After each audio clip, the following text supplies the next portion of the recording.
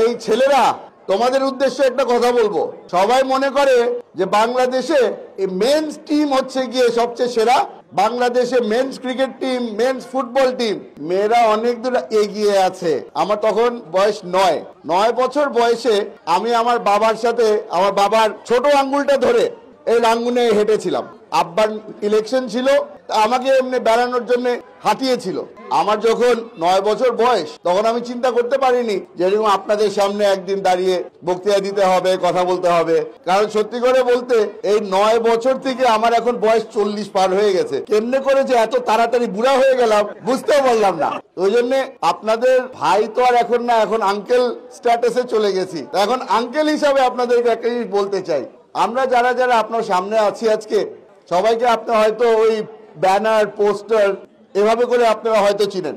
আপনারা হয়তো আমার কিছু ব্যানার, পোস্টার দেখেছেন, ওই দেখে হয়তো এখন চেহারা মনে হচ্ছে হ্যাঁ এটা তো ওই লোকটাই। এই পরিচয়ের থেকে একটা বড় পরিচয় আছে।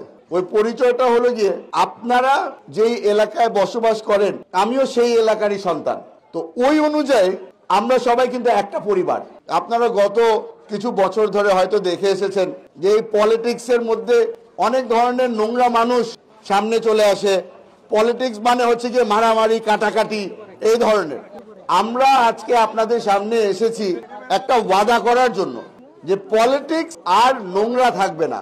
আমরা চেষ্টা করব সুন্দর পলিটিক্স করার, যেন সামনে যখন আপনাদের সুযোগ আসবে পলিটিক্স করার, তখন আপনারা একটা সুন্দর পলিটিক্স করার সুযোগ পাবেন। আর পলিটিক্স করলে একটা জিনিস মাথায় রাখবেন, যদি কোনো সময় আপনাকে ওই ক্লাসের প্রিফেক্ট, হেড বয় হওয়ার সুযোগ দেয় না, সবসময় মাথায় রাখবেন ডিসিপ্লিন হচ্ছে গিয়ে সবচেয়ে বড় জিনিস। সবসময় ডিসিপ্লিন মেনটেন করতে হয়। আর এই ডিসিপ্লিন হচ্ছে গিয়ে ঘুম থেকে টাইম মতো ওঠা, ঠিক টাইমে ঘুমাতে চলে যাওয়া। এই ডিসিপ্লিন যদি আপনি এখন থেকে মেনটেন করা শুরু করেন না, এই যে আপনার সামনে যে পাগল আঙ্কেলগুলি দেখতেছেন ধাক্কাধাক্কি করে, এরকম হবেন না আপনারা। এরা টাইম মতো ঘুমাতেও যায় না, টাইম মতো ঘুমের থেকে উঠে না। আপনাদেরকে যেটা বলছিলাম, আপনাদের এখন একটা অনেক বড় সুযোগ হয়ে গেছে। আপনাদেরকে সবাই ছোট মনে করে যে আপনারা এখনো অনেক ইয়াং, আপনাদের সাথে ওরকম সিরিয়াস আলাপ করা উচিত না। এক সময় আমরাও ইয়াং ছিলাম, তখন আমরাও মনে করতাম যে সবকিছু তো বুঝি। আসলে হয়তো সবকিছু বুঝতাম না, কিন্তু অনেক কিছুই বুঝতাম। ওই জন্য আপনাদেরকে আজকে আমি ছোট হিসাবে বলছি না। এখানে পিছনে যারা দাঁড়িয়ে আছে, আপনারা এখন টিনেজার, ইয়াং অ্যাডাল্ট, জেন জি, আপনারাই। এখন আপনাদেরকে উদ্দেশ্য করে আমি একটা জিনিস বলবো, আপনারা ভবিষ্যতে কি করতে চান, আপনারা ভবিষ্যতে কি হতে চান, এখানে কোনো ব্যারিয়ার থাকবে না। যত বড় স্বপ্ন দেখতে চান দেখেন, এই স্বপ্নকে বাস্তবায়ন করার দায়িত্ব আমরা নিচ্ছি। আপনাদের এখানে অনেকেই হয়তো মনে করছে যে আমি বড় হয়ে ডাক্তার হব, আমি বড় হয়ে ইঞ্জিনিয়ার হব, আমি বড় হয়ে বড় ব্যবসায়ী হব। আমি আপনাদেরকে অনুরোধ করব যে এই যে ডাক্তার, ইঞ্জিনিয়ার, ব্যবসায়ী, খালি এগুলো চিন্তা করবেন না। আমরা সুযোগ করে দিতে চাই ভবিষ্যতে। এই ছেলেরা, তোমাদের উদ্দেশ্যে একটা কথা বলবো। সবাই মনে করে যে বাংলাদেশে এই মেন্স টিম হচ্ছে গিয়ে সবচেয়ে সেরা। বাংলাদেশে men's cricket team, men's football team, মেয়েরা অনেক দূর এগিয়ে আছে। বাংলাদেশ, আমি সত্যি করে বলি, যেই জামানায় তামিম ইকবাল ক্রিকেটার ছিল, আমি বাংলাদেশ মেন্স ক্রিকেট টিমের ভক্ত ছিলাম। তবে আপনারা দেখেছেন, আপনারা খেয়াল করেছেন, Bangladesh women's cricket team top 5 এর মধ্যে আসে। আজকে বাংলাদেশ উইমেন্স ক্রিকেট টিম সবচেয়ে সেরা। আপনাদেরকে ওই জন্যই অনুরোধ করব, আপনারা যে স্বপ্ন দেখছেন, খালি পড়াশোনার দিকে ধ্যান দিলে হবে না, স্পোর্টসের দিকেও ধ্যান দিবেন। আপনারা এখানে অনেকেই আছে যাদেরকে হয়তো বলা হচ্ছে যে আপনারা তো মেয়ে মানুষ, ফুটবল খেলার সুযোগ হবে না আপনাদের, ক্রিকেট খেলার সুযোগ হবে না।